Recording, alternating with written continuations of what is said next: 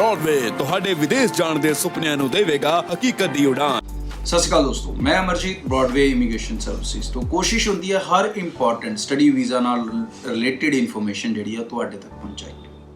एक लगातार कॉमेंट्स जोड़े मैं अलग अलग वीडियोज़ देखता आ रहा और वो एक मैं कन्फ्यूजन देखता आ रहा कैनेडा और यूके के बच्चों के कि सैप्टेंबर इनटेक को लैके डबल माइंडेड ने बहुत सारे लोग। सो अज का शो इस चीज़ पर आधारित रहूगा कि कैनेडा वालों के की फायदे और नुकसान ने और यूके वालों के की फायदे और नुकसान ने सैप्टेंबर इनटेक को अगर वो ज्वाइन करते हैं। सो सब तो पहला मैं रिक्वेस्ट करूँगा चैनल को सबसक्राइब करके रखो ताकि तुम लेटेस्ट इन्फॉर्मेशन और इंपॉर्टेंट इन्फॉर्मेशन के नाल हमेशा जुड़े रहो। सो ਜਿਹੜੇ ਕੈਨੇਡਾ ਵਾਲੇ ਬੱਚੇ ਨੇ यूके वाले भी ਜ਼ਰੂਰ ਵੇਟ ਕਰਨ 2 ਮਿੰਟ 'ਚ ਮੈਂ ਉਹਨਾਂ ਤੱਕ ਪਹੁੰਚੂਗਾ, ਉਹਨਾਂ ਦਾ ਵੀ ਜੁਆਇਨ ਕਰਨਾ ਬਹੁਤ ਇੰਪੋਰਟੈਂਟ। ਸੋ ਇਹ ਕੈਨੇਡਾ ਵਾਲੇ ਬੱਚਿਆਂ ਨੂੰ ਆਹ ਪਹਿਲਾਂ ਸੋਚ ਲੈਣਾ ਚਾਹੀਦਾ ਕਿ ਜਿਹੜੇ ਤੇ ਫਾਈਲ ਲਾ ਚੁੱਕੇ ਆ ਚਲੋ ਉਹਨਾਂ ਦੇ ਹੱਥ ਵਸ ਹੁਣ ਕੁਛ ਨਹੀਂ ਗਾ ਉਹ ਰਿਜ਼ਲਟ ਆਉਣਗੇ ਔਰ ਉਹਨਾਂ ਨੂੰ ਆਨਲਾਈਨ ਕਲਾਸਿਸ ਲਗਾਉਣੀਆਂ ਪੈਣਗੀਆਂ।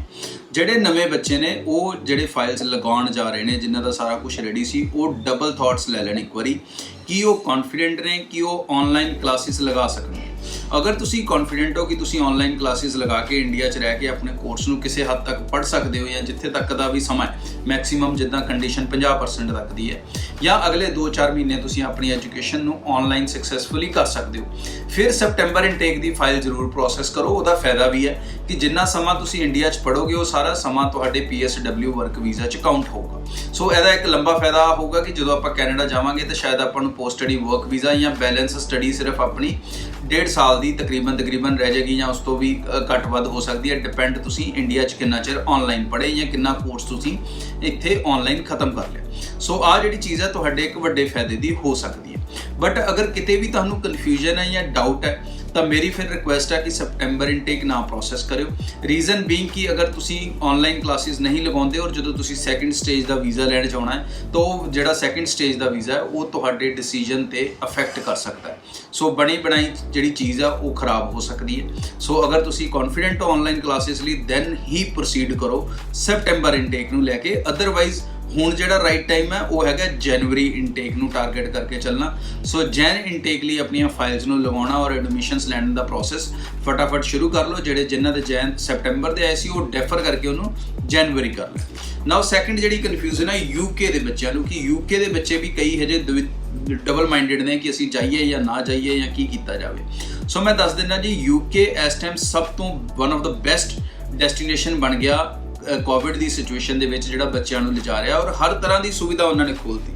यूनिवर्सिटीज़ की गल करते हैं तो बहुत सारिया यूनिवर्सिटीज़ इत्थे स्कॉलरशिप दे रही ने, स्टिल दे रही ने। उन्होंने अपन रिक्रूटमेंट पॉलिसीज़ को भी काफ़ी रिलैक्स करके रखा है। सो वो भी एक बड़ा फायदा।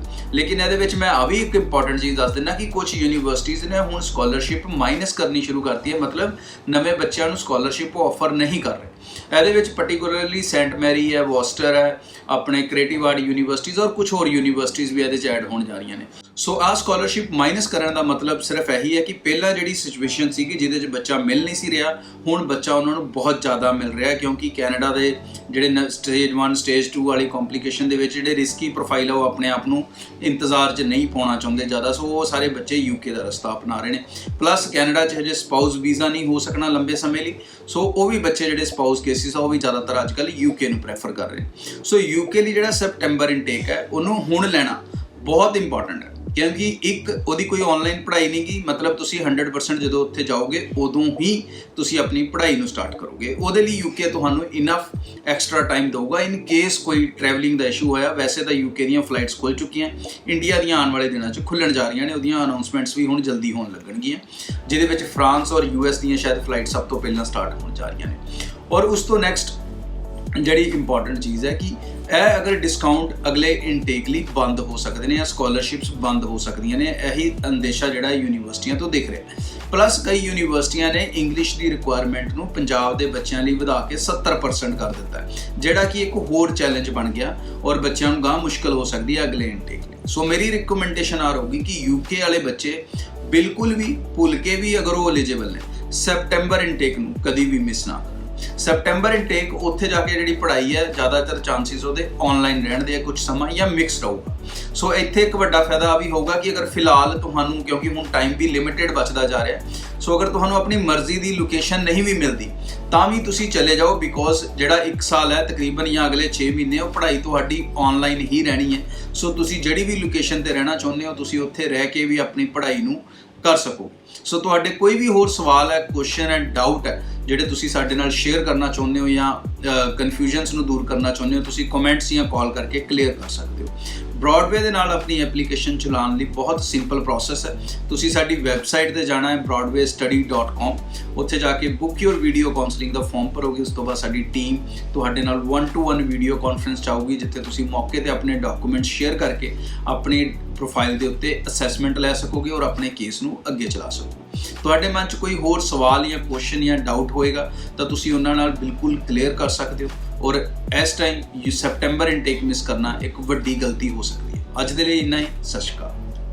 ਬ੍ਰੌਡਵੇ ਤੁਹਾਡੇ ਵਿਦੇਸ਼ ਜਾਣ ਦੇ ਸੁਪਨਿਆਂ ਨੂੰ ਦੇਵੇਗਾ ਹਕੀਕਤ ਦੀ ਉਡਾਨ।